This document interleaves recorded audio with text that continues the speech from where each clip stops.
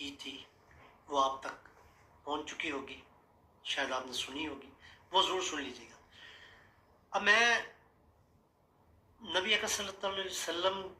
کی جو رحمت للعالمین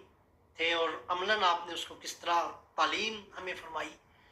وہ میں آپ کے سامنے رکھنا چاہتا ہوں۔ تمام انسانی برادری کو وہ ایک آدم و حوا کی اولاد کہتے تھے، اور اس کے حوالے سے آپ نے تعلیم فرمائی تھی کہ سب آپس میں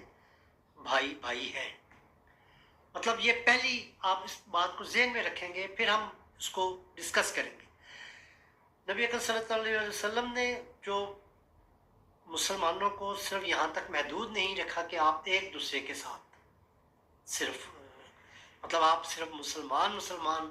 کے ساتھ تعلقات رکھیں، بلکہ آپ نے تمام انسانی برادری کو ایک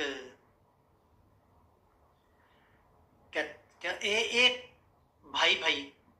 کہا ہے، مطلب پوری تمام انسانوں کو ایک برادری کہا ہے، مطلب یہ میرا کہنے کا اصل مقصد